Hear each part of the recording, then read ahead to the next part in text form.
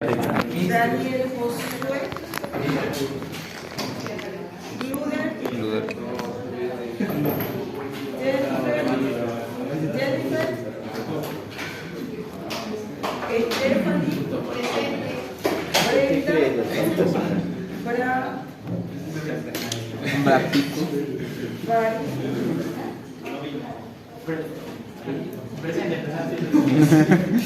Faltó. Brando, Maciel,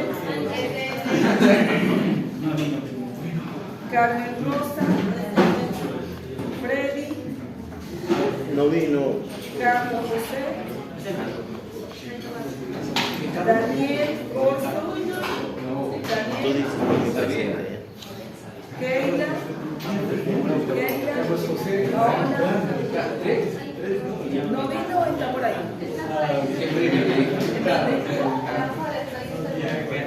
Debe ser único.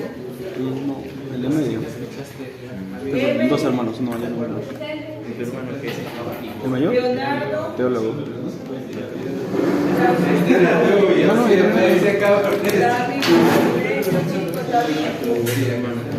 Estoy gastronomía. Manuel Alejandro, Acá en Lima, en el Cordón Bleu.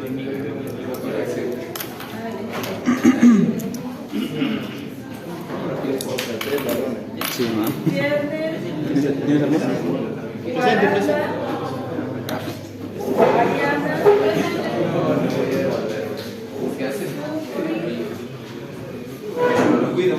Johan, Gonzala, Yanela, David Daniel, Andrea, Adolfo, Almendra, Jamie, Cecia, Xiomara,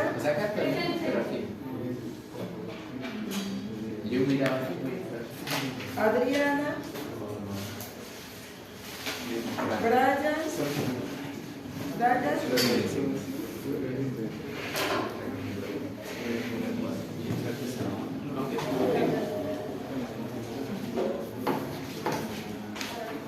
Paola,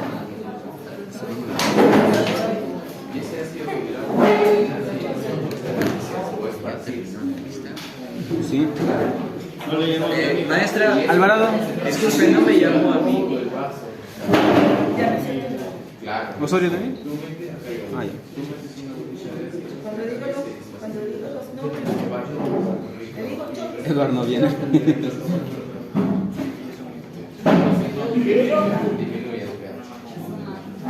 ¿Qué? Apellido.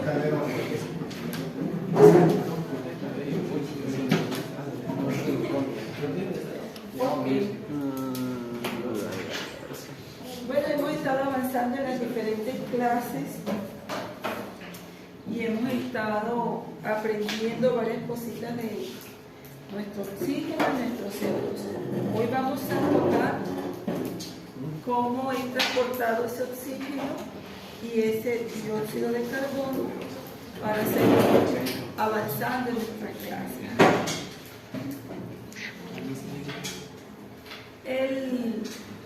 El oxígeno se va a transportar unido a la hemoglobina en un alto porcentaje con oxihemoglobina, un 98%, y puede estar disuelto en el plasma menos del 5%, 2%. Es muy poco, no cumple con las demandas metabólicas esta cantidad de oxígeno que es transportado así. Y se va a medir por medio de la presión arterial de oxígeno. Y la gran cantidad de nuestro oxígeno es transportado unido a la hemoglobina. Entonces tenemos dos formas de transporte del oxígeno: disuelto en el plasma o unido a la hemoglobina. El oxígeno disuelto nos va a determinar lo que es la presión arterial de oxígeno.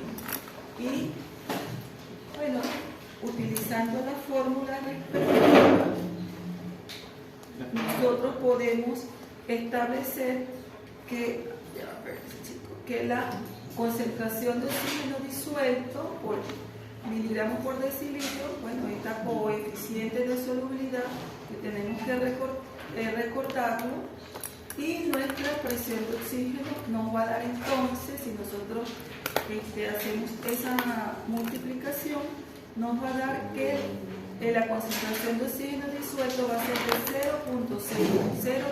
0.603 ml por decilitro de sangre por milímetros de mercurio de presión de oxígeno.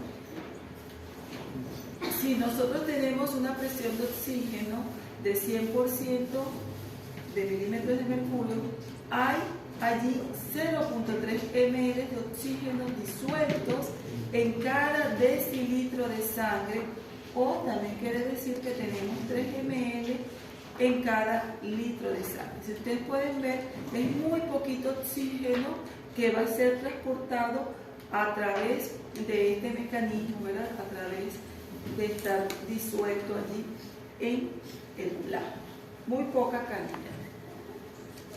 Cuando nosotros evaluamos aquí la diferencia arteriovenosa de oxígeno de la sangre, el reposo en una persona normal, ¿verdad? Podemos ver las diferencias que hay, y a nivel arterial y venoso vamos a ver que la presión de oxígeno a nivel arterial puede llegar a 100%. A nivel venoso lo mínimo sería un 40 miligramos, ¿verdad? Y la diferencia entre la arterial y la venosa nos daría 60, ¿verdad? 60 milímetros de mercurio. La saturación de hemoglobina va a ser entonces, cuando estamos a nivel arterial, bastante alta, 97.5%, y a nivel venoso vamos a tener que va a tener menos saturación, un 75%, y la diferencia de esto nos va a dar un 22.5% en la diferencia arterio-venosa. ¿Y qué pasa con la hemoglobina unida al oxígeno? Entonces la hemoglobina unida al oxígeno a nivel arterial es de 19.7 ml por decilitro. Entonces esta sería la cantidad de oxígeno que vamos a tener aquí unido.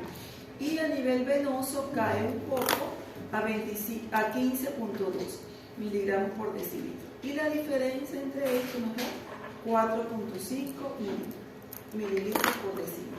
Y el oxígeno entonces disuelto a nivel arterial va a ser de 0.3 y a nivel venoso 0.1, la diferencia 0.2.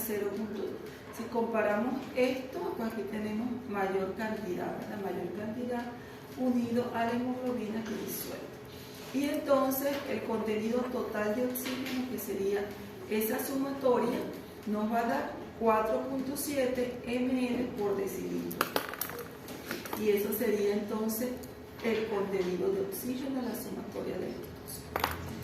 Bueno, aquí recordamos un poquitico nuestra estructura de hemoglobina. Vamos a ver aquí nuestro grupo E, ¿verdad? Los 4 anillos que tenemos acá, la molécula de hierro ahí en el centro. Pero básicamente recordando, la hemoglobina actúa como un vehículo, ¿verdad? Es un transportador, es el que permite llevar entonces esa carga de oxígeno en los capilares pulmonares y lo transporta ¿a dónde? A los tejidos donde va a ser utilizado y es necesario. Entonces necesitamos de este vehículo, porque este vehículo va a ser más eficiente para el transporte del oxígeno, como ya hemos visto, lleva mayor cantidad. Es un tetrámetro de 68 cada.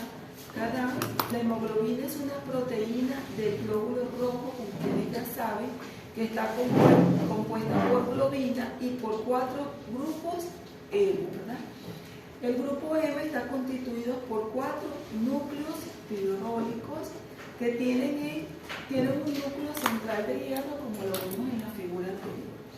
En vista que el oxígeno se transporta unido ¿a qué? Al hierro, El hierro aquí con dos positivos allí, dos crucecitas positivas, y cada molécula de hemoglobina tiene 4 iones de hierro. Entonces, cada molécula de hemoglobina transporta ¿cuántas moléculas de oxígeno? 4, porque son las 4 que le va a permitir transportar en esos iones de hierro de tipo ferroso, ¿verdad?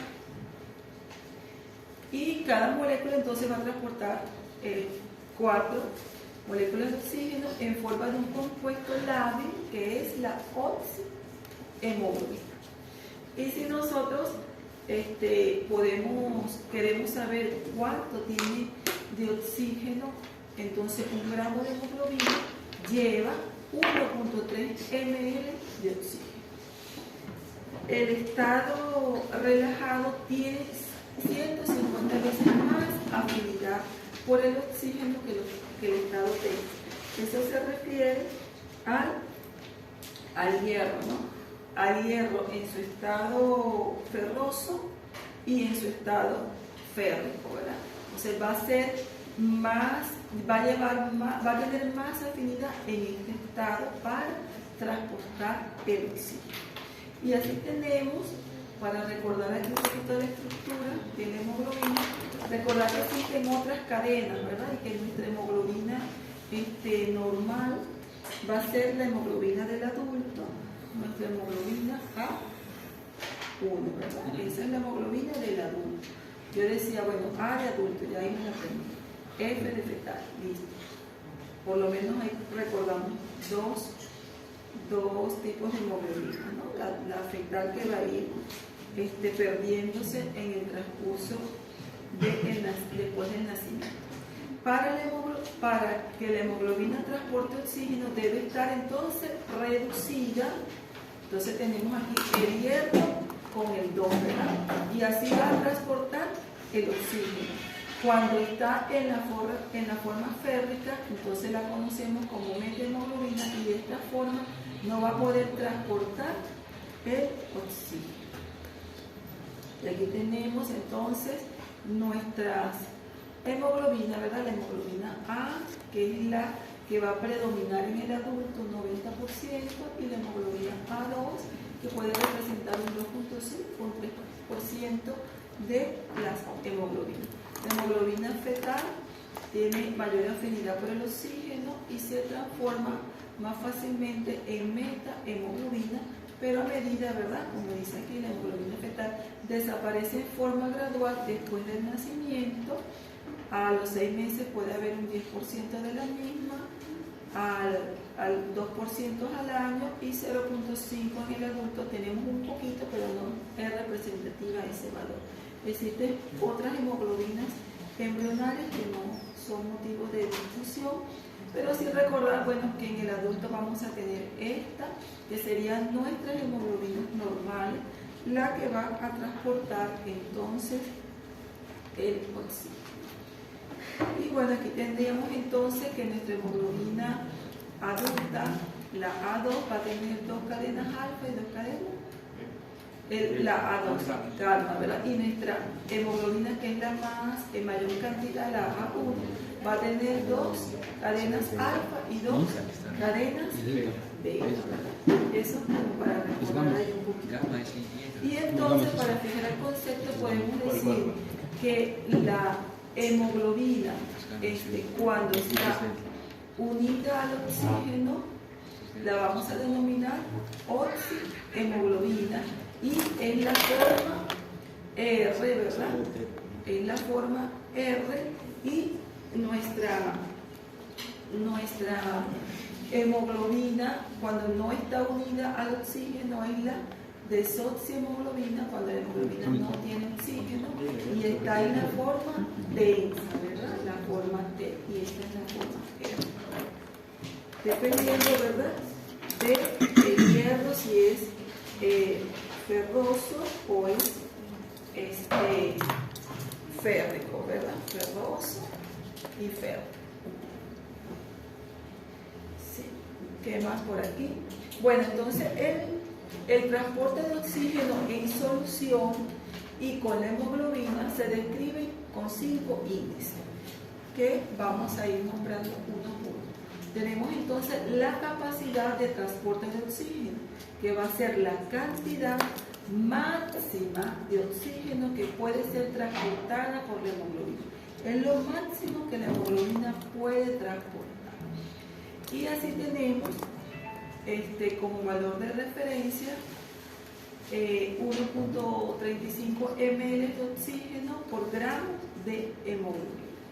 150 gramos de hemoglobina en 1 litro de sangre nos va a representar 202.5 ml de oxígeno por litro de sangre, que vendría siendo 20.3 ml por decilitro. Entonces, esto es lo máximo, la cantidad máxima que puede ser transportada. Ahora, el contenido de oxígeno es la cantidad de oxígeno unido realmente a la hemoglobina. ¿Cuánto? Porque la hemoglobina, el 100% no va a transportar oxígeno. Ya vamos a ver una figurita como para dejar el concepto. Pero sí va a haber una gran cantidad que va a estar realmente unida a la hemoglobina. Y el contenido total de oxígeno va a ser esa cantidad de oxígeno que va a estar unido a la hemoglobina y el resto que va a estar disuelto en el plasma. Entonces yo tengo que hacer la sumatoria de los dos para yo poder establecer entonces cuál sería el contenido total de oxígeno que nosotros vamos a tener. Y a nivel de la circulación arterial, a nivel de la sangre arterial, diríamos entonces que 196 ml de oxígeno por litro de sangre más esos 3 ml de oxígeno por litro de sangre. Entonces estaríamos haciendo la sumatoria de los dos, nos da 199 ml de oxígeno por litro de sangre a nivel arterial. Y a nivel venoso, si hacemos también la sumatoria, tomando en cuenta los valores respectivos, vamos a tener que va a ser menor, ¿verdad? Menor a nivel venoso, porque va a haber menos concentración de oxígeno. Y el porcentaje de saturación es la relación entre la cantidad de oxígeno efectivamente unido a la hemoglobina y la cantidad máxima de oxígeno que puede ser unida. Entonces, esa relación que va a haber entre la cantidad de oxígeno eficientemente unido a la hemoglobina y esa cantidad máxima de oxígeno que puede ser unida. Entonces, tendríamos que va a ser la relación del contenido de oxígeno entre la capacidad de oxígeno por el 100% de esa saturación. Y ahí tendríamos entonces el porcentaje a lo cual se va a saturar. Y la presión de oxígeno en la sangre arterial va a ser mayor de 90 milímetros de mercurio, en la sangre venosa mixta va a ser de 40 milímetros de mercurio.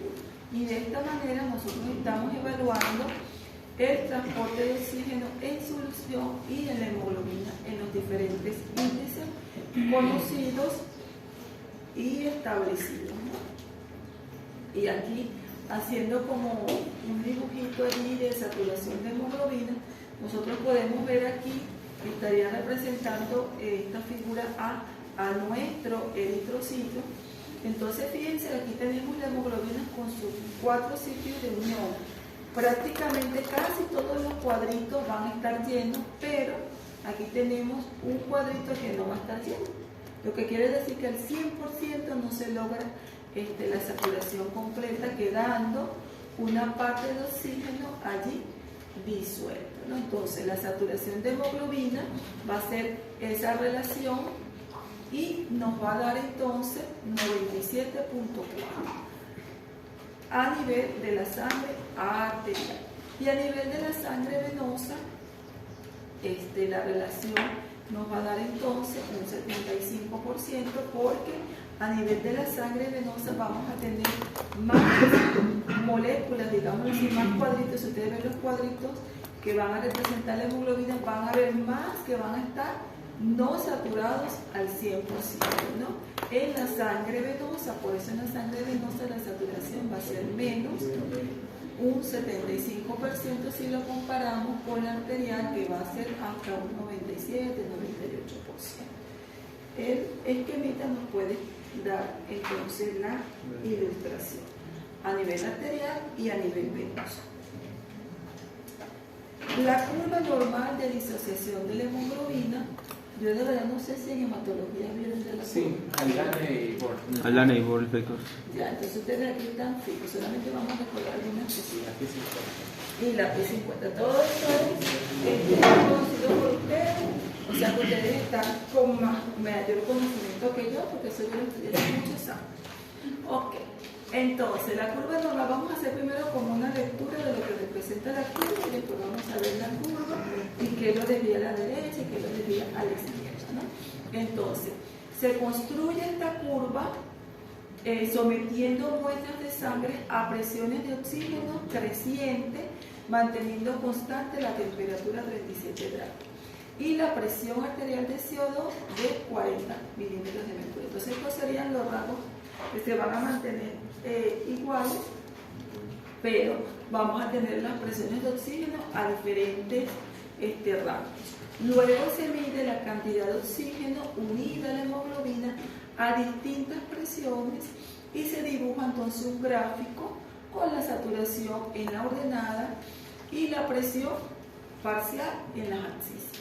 El porcentaje de saturación de la hemoglobina hace referencia a los sitios de unión disponibles que están ocupados por oxígeno. Si todos los sitios de unión de las moléculas de hemoglobina están ocupados por oxígeno, entonces diríamos que la sangre está oxigenada a un 100% porque toda la molécula está llena, está ocupada por oxígeno. Todos los diferentes partecitas, las 4 unidades van a estar cargadas de oxígeno, entonces estaríamos hablando de un 100%. Reflejan las propiedades de la molécula de hemoglobina y su afinidad por el oxígeno. Entonces, eso es lo que nos va a representar la curva. Tiene entonces la forma de S itálica, en la cual se distingue una porción de la pendiente pronunciada que corresponde a las presiones de oxígeno más bajas, menos de 60 milímetros de mercurio, y una zona aplanada en relación con las presiones de oxígeno más altas, las que están por encima de 70 milímetros de mercurio, ¿no? En la gráfica. Entre estas dos porciones existe una zona de transición ubicada entre el 60 y el 70 miligramos de presión de oxígeno. Y la curva es casi plana a nivel de presiones mayores de 100 milímetros de mercurio, porque ahí ya está saturada al 100% y aunque aumentemos las presiones ya no va a haber cambio. Aún cambios grandes de presión de oxígeno generan solo cambios pequeños en el porcentaje de saturación. Nos dice entonces que la hemoglobina tendrá ya un 100% de saturación cuando la presión de oxígeno llegue casi a 650 milímetros de mercurio. Pero esto no sucede en la vida diaria, ¿verdad? Pero eso es lo que pudiera significar. El aplanamiento de la curva de disociación de presión de oxígeno eleva significativamente también la presión de CO2, de presión de oxígeno alveolar, puede caer bastante por debajo de los 100 milímetros de mercurio sin reducir significativamente el porcentaje de saturación de la hemoglobina. Mientras que la presión de oxígeno de los alveolos permanezca sobre los 60, que esto sería nuestro rango de normalidad, cuando ustedes hoy van a tener la práctica de ANA, ¿no?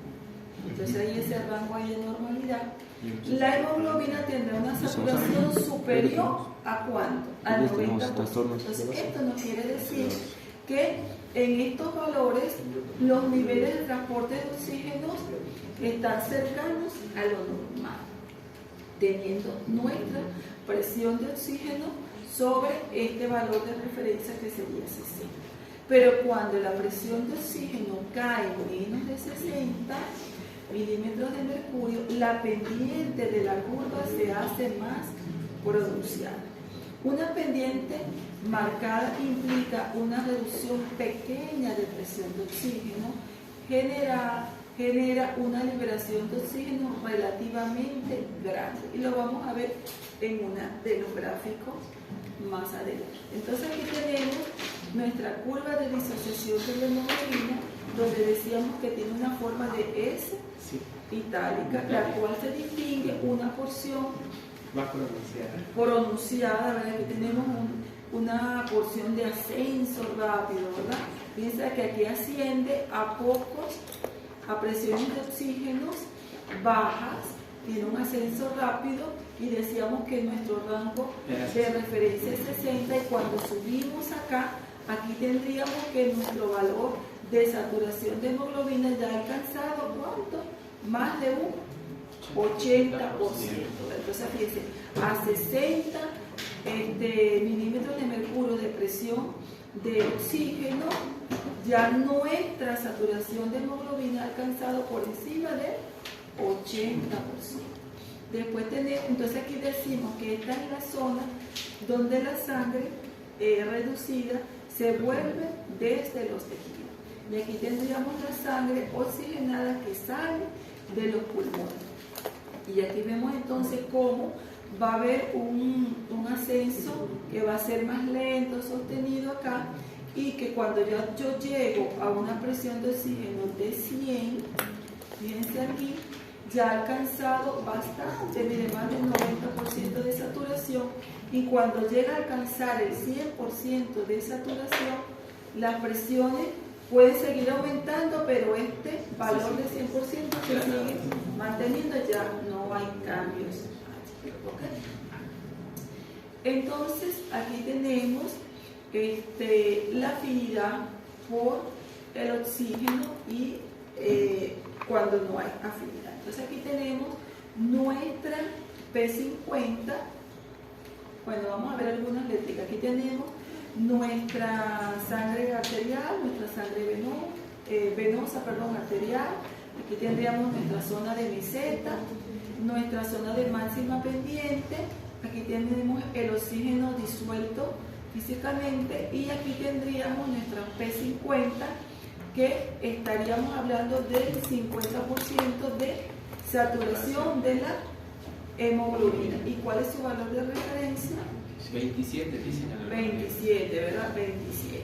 Entonces, la forma sinoidea nos dice que afinidad de la hemoglobina por el oxígeno aumenta progresivamente a medida que aumenta la presión de oxígeno en la sangre, ¿no?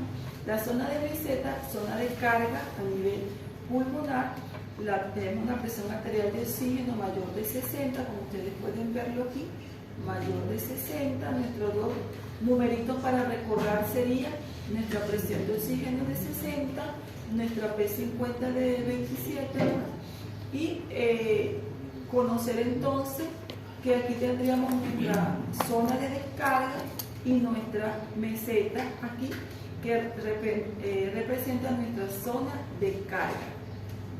La zona de máxima de la pendiente, zona de descarga a los tejidos, que sería esta acá, donde tenemos una presión arterial de oxígeno por debajo de 60.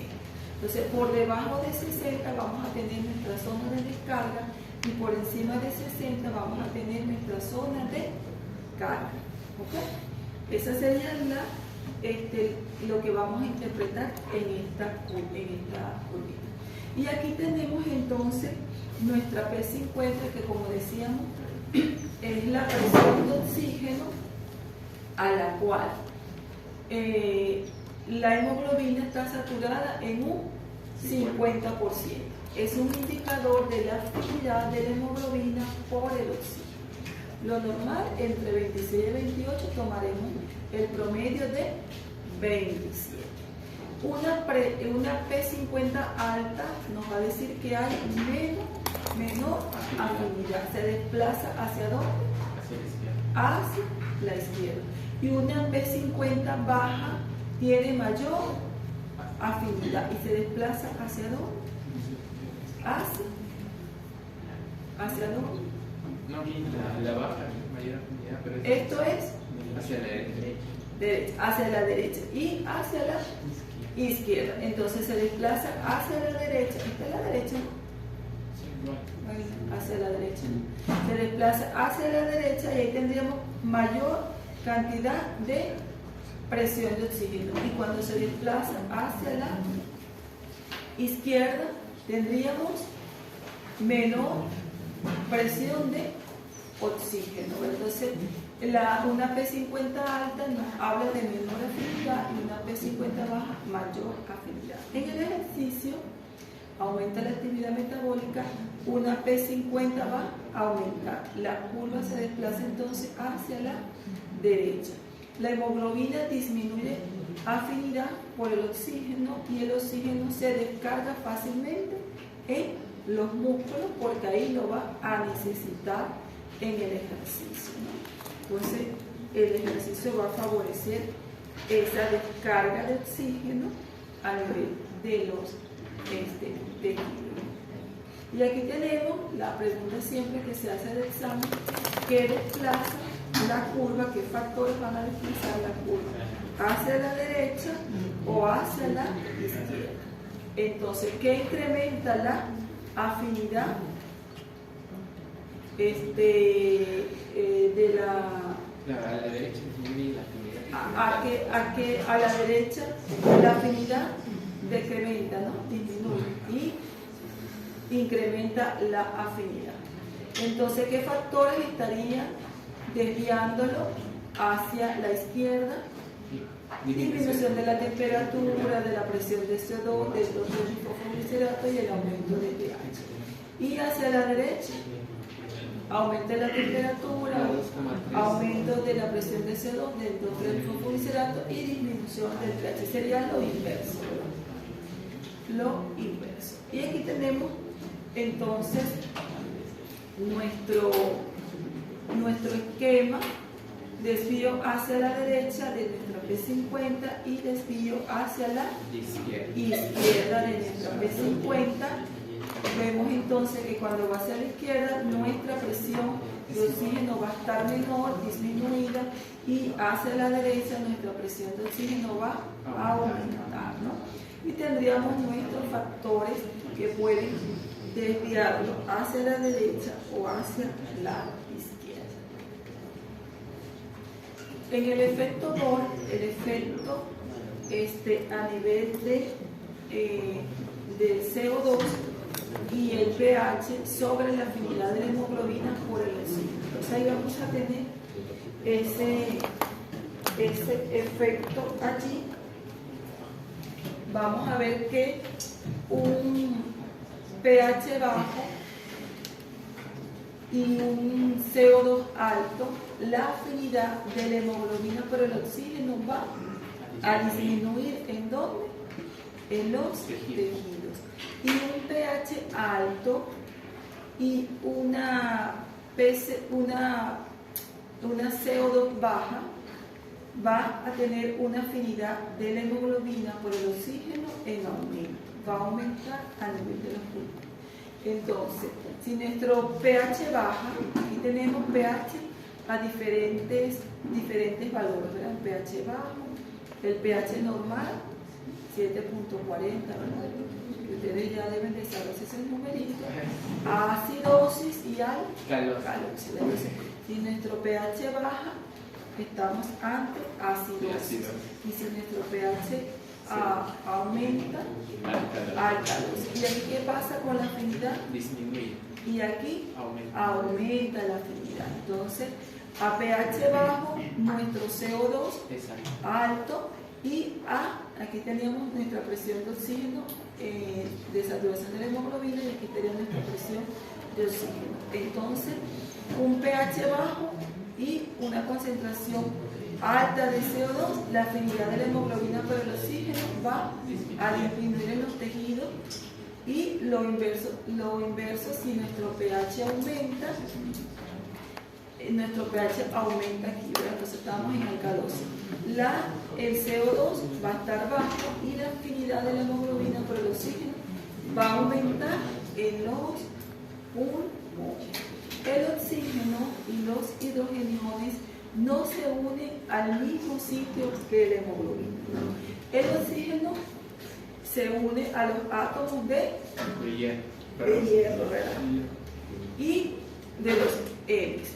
Y los hidrogeniones se unen a los residuos de aminoácidos en la hemoglobina. Tienen diferentes sitios de unión, pero lo importante es que esto que el organismo hace, ¿no? Porque son mecanismos compensatorios que el organismo hace para tratar de volver a un pH a estado normal, donde tengamos un valor de referencia de 740 con una presión de oxígeno de 60 por lo mínimo, que es lo aceptable. Y ahí tendríamos una PO2 que a nivel arterial pues va a estar también dentro del rango de normalidad por encima de 60. Y bueno, aquí es para ver a diferentes pH, ¿no? Entonces, ¿qué pasa a diferentes pH manteniendo presiones de CO2 igual? ¿Cómo se va a desplazar hacia la derecha o hacia la izquierda dependiendo de los valores de pH? Entonces, aquí sí tenemos que el pH disminuye, tendríamos una sangre que va a estar acidótica, ¿verdad? Y se va a desplazar ¿hacia dónde? Hacia la derecha. Y si nuestro pH está alcalino, ¿verdad? Por encima de 7.4, hablamos de alcalosis, entonces se va a desplazar ¿hacia dónde? Hacia la izquierda. Esto haciendo referencia de mantener una presión de CO2 que se mantenga igual. Y en esta otra gráfica vamos a tener lo opuesto. Vamos a tener pH que van a estar en rangos iguales, y entonces vamos a tener diferentes valores de presión de CO2, pero más bien va a tender como a acercarse, ¿no? Acercarse, no a alejarse, sino a acercarse hacia la curva de normalidad de saturación. La carbaminohemoglobina es la forma cuando el CO2 se une al grupo amino terminal de las cadenas de globina de la hemoglobina. Entonces el CO2 se puede también transportar unido a la hemoglobina, y ahí lo llamaremos carbaminohemoglobina. Esta relación va a liberar hidrogeniones, lo que contribuye también a ese efecto Bohr, que vamos a verlo en una gráfica más adelante. Y el 2,3-difosfoglicerato, producido de la glicólisis en condiciones anaeróbicas, se produce en grandes cantidades en los ericocitos, disminuye la afinidad de la hemoglobina por el oxígeno. Y aquí tendríamos entonces a diferentes rangos. Estaríamos aquí en rangos de normalidad de 4 nm. ¿Y qué pasa si disminuye? Entonces, si disminuye, se desvía hacia la izquierda, y si aumenta, se desvía hacia la derecha. Aumenta durante el ejercicio y la hipoxia, se une a la hemoglobina en un sitio diferente donde se une el oxígeno, y regula la afinidad de la hemoglobina por el oxígeno. La hemoglobina fetal es menos afín al 2,3-difosfoglicerato que la hemoglobina de adulto, la hemoglobina que tenemos todos nosotros. ¿Okay? Entonces ahí tendríamos a diferentes valores del 2,3-difosfoglicerato. ¿Qué pasaría entonces con esa afinidad?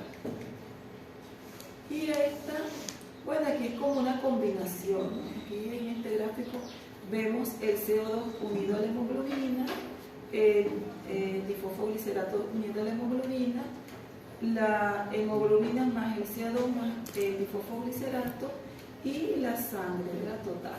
¿Y qué pasa entonces? ¿Hacia dónde se iría la curva a diferentes saturaciones y diferentes presiones de oxígeno? Y en la anemia, pues todos conocemos que la anemia disminuye la concentración de hemoglobina de la sangre y por lo tanto el contenido de oxígeno de la sangre, porque ¿quién es nuestro transportador? Nuestra hemoglobina. La hemoglobina es un transporte colectivo, ¿verdad? Transporta oxígeno, transporta CO2, hidrogeniones, bueno, y así nos transporta muchas cosas. Y aquí tenemos nuestra curva que va a tener va a relacionar el CO2, el contenido de CO2 a diferentes presiones a nivel venoso y a nivel venoso y a nivel arterial por acá, las diferentes concentraciones. Pero lo que es de recordar aquí es que si nuestra hemoglobina disminuye en la sangre, ¿verdad?, el contenido de oxígeno va a caer. Esto sería nuestra curva de normalidad. Va a caer nuestro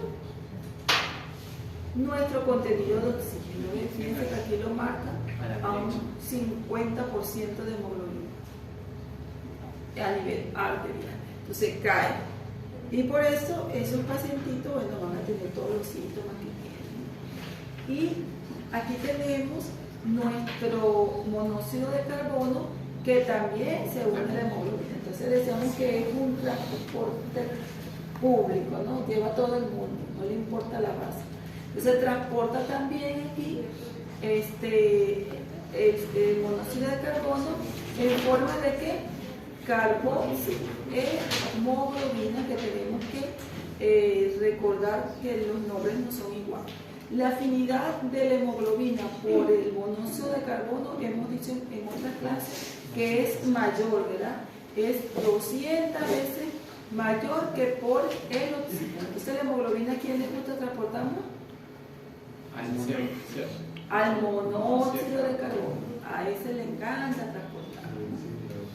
Desplaza la curva a la izquierda, pasa la hemoglobina rígida, ¿verdad?, al estado relajado y presencia entonces de monóxido de carbono en la hemoglobina aumenta su afinidad por el oxígeno. Entonces, si nosotros estos valores aumentan, ¿qué va a pasar entonces?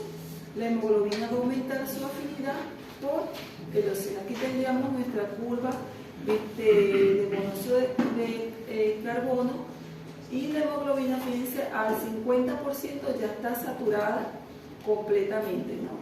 ¿Cuánto? A presiones de oxígeno bajas, ¿no? Mira, presiones de oxígeno por debajo de 25 ya está con una saturación completa aquí máxima. Transporte de CO2 por la sangre. El CO2 se produce en una tasa de 200 ml por minuto. Aquí tendríamos entonces a nuestro CO2 que cuando se une con el agua, ¿qué forma? Ácido carbónico. Ácido carbónico. Y ese ácido de carbónico se puede disociar y producir hidrogeniones y bicarbonato. Entonces, ¿cómo se transporta el CO2 de forma en mayor porcentaje? Con bicarbonato. Entonces, las principales formas de transporte de nuestro CO2 va a ser disuelto, un 5%, que es poco, ¿verdad? Pero un 90% va a estar en forma de bicarbonato, compuesto carbamínico, unido a la hemoglobina, carbamino-hemoglobina, decíamos un 5%, y otros compuestos como de forma de carbonato y de ácido carbónico, que lo vamos a ver más adelante, son otras formas de transporte también, pero en menos porcentaje. Entonces, la mayor forma de transporte del CO2 es en forma de bicarbonato. En los eritrocitos es importante el transporte de oxígeno y de dióxido de carbono. El 30% de su peso corresponde a hemoglobina, un 33 gramos por decilitro, contiene anhidrasa carbónica y vamos a tener un intercambiador de cloro por hidrógeno. Entonces aquí tenemos nuestro plasma, aquí tenemos nuestro capilar.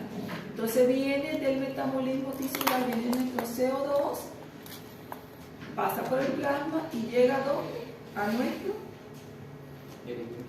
a nuestra célula roja, ¿verdad? Llega allí a nuestro eritrocito. Entonces pasa nuestro CO2, pero cuando se une con el agua, por acción de la anhidrasa carbónica se transforma en ácido carbónico. Y ese ácido carbónico se va a disociar en hidrogeniones que se van a unir a nuestro transportador, multitransportador, que es nuestra hemoglobina, y se va a intercambiar por el cloro y va a salir hacia el plasma, ¿verdad? Intercambiándose con el cloro nuestro bicarbonato. ¿Ok? Entonces nosotros pudiéramos decir que a nivel de nuestra sangre arterial y nuestra sangre venosa, nuestra mezcla de sangre venosa, vamos a tener una presión a nivel arterial de presión de CO2 de 40, ¿verdad? Y a nivel de la mezcla tenemos 46 milímetros de mercurio. La sumatoria de esos valores de CO2 la vamos a tener entonces en nuestro CO2 que va a estar disuelto, ¿verdad? Nuestro ácido carbónico, nuestro bicarbonato, carbonato y los otros compuestos carbaminos, ¿verdad? Entonces, ¿dónde vamos a tener mayor concentración? En bicarbonato. En el bicarbonato. Aquí tendríamos 43.2 que va a representar el porcentaje el 90%. Y a nivel de la mezcla venosa también va a seguir siendo en mayor porcentaje nuestro bicarbonato, representando a nivel de la sangre venosa 88.5% total de la fracción, ¿verdad? Entonces la sumatoria de este CO2 a nivel arterial y a nivel venoso nos va a dar nuestro 100% de oxígeno, ¿verdad? De concentración de oxígeno que tendríamos en nuestro cuerpo, ¿verdad? Y aquí tendríamos la concentración, la sumatoria de todo, este sería nuestro valor de referencia. Entonces tendríamos 48% a nivel de la sangre arterial y a nivel de la sangre venosa, un 52%. Maestra, entonces el valor de arriba ya no sería solo el de abajo. No, porque esto estaría, aquí tendríamos la sumatoria de todos, pues. De todos. Y aquí estamos hablando solamente de la presión, de 40, ¿no? Como nuestro rango ahí de referencia de normalidad. Pero aquí estaría sumando sumando todo. No solamente el que está a nivel de la sangre disuelto, sino las otras formas de estado también. Y por eso el valorcito es un poquito más. Ese numerito, maestra, sería en mililitros, no en presión. Aquí sí, en ml por decilitro. Aquí sería el total de CO2 que contribuye, ¿verdad? Allí el total 48, aquí nuestro total sería 52. Sería nuestro número para recordar, pero básicamente el concepto es recordar que nuestro CO2 se transporta en mayor porcentaje con bicarbonato. Y aquí también lo podemos ver, entonces, nuestro CO2 total por ml por decilitro y nuestra forma de carbamino, fíjense el azulito, y nuestro bicarbonato, fíjense todo, alta porcentaje, ¿no? Y nuestro CO2 suelto allí, que pasa a nivel arterial y a nivel venoso, y la diferencia de la relación venosa con arterial. A la final, igual nos va a dar aquí como rango nuestro 100%, pero fíjense, hablamos de 69%, aquí el diferencial va a ser de bicarbonato. Y aquí tenemos entonces ese CO2 que me lo van a explicar ustedes, porque ya se lo saben, Bueno, me van a ayudar, mejor dicho, porque como está en inglés y yo soy española. Mi sangre es española. Entonces tenemos aquí nuestro CO2. Nuestro CO2 nos está visitando. Viene nuestro CO2 libre, ¿verdad? Que no está unido a nada. Entonces decíamos que ese CO2 puede estar a nivel del capilar, puede estar disuelto en un porcentaje, ahí solito, pero si se une aquí a RN, a ver cómo será, a ver por aquí la mente porque se me olvidó, carbamino, un componente carbamínico, entonces ahí vamos a tener ese porcentaje, ¿verdad? Un menos de 1%, pero también cuando el bicarbonato, ¿verdad? Aquí tenemos el bicarbonato más el hidrógeno, el ácido carbónico. Aquí este CO2 se puede unir, también ese CO2 disuelto se puede unir entonces con el agua y forma el ácido carbónico que va también a disociarse en bicarbonato y en hidrógeno. Pero esta unión con carbaminos también puede disociarse y favorecer entonces la producción de hidrógenos. Y ese CO2 que entra, ¿verdad? Y entra aquí a nuestro plasma, como dice aquí, a nuestra célula aquí. Entra, puede estar en forma disuelta, ¿verdad? 4%, y puede unirse entonces ¿con quién se une aquí? Con el OH y forma el bicarbonato, el cual se va a intercambiar por cloro y sales, ¿no? Pero si entra agua y esa agua se une con ese OH, aquí, ¿no? Viene para acá el agua y el agua se une aquí con esos hidrogeniones. Aquí ese hidrogenión solito, aquí se está uniendo con el OH, ¿verdad? Y por acción de la anhidrasa carbónica forma el bicarbonato. Pero aquí ese CO2 se va a unir con la hemoglobina unida al nitrógeno, ¿verdad? En un 21% y va a formar entonces esa asociación de hemoglobina con y nitrógeno.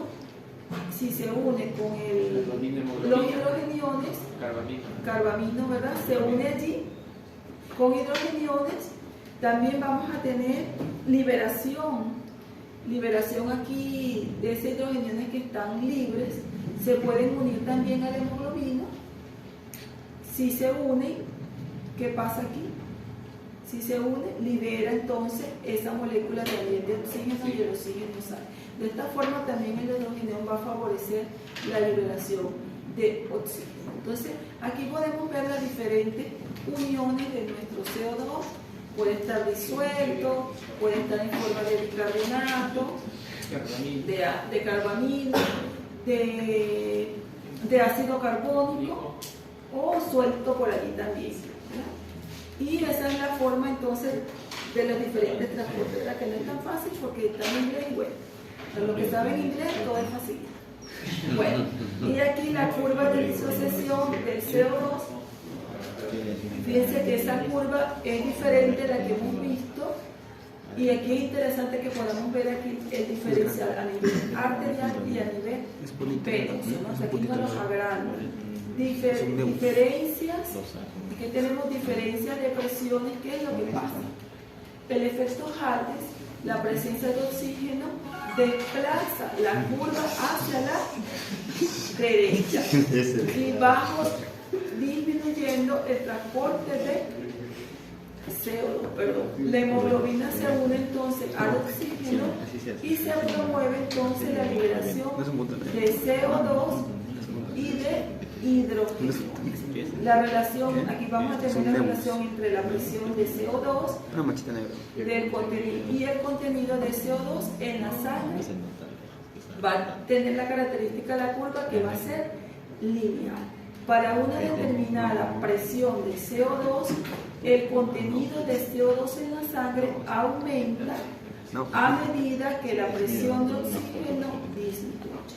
Entonces, si la presión de oxígeno disminuye, ¿qué va a pasar con el contenido de CO2 en sangre? Va a aumentar. Va a aumentar. O sea, el organismo, si mi CO2 aumenta, ¿qué tengo que hacer?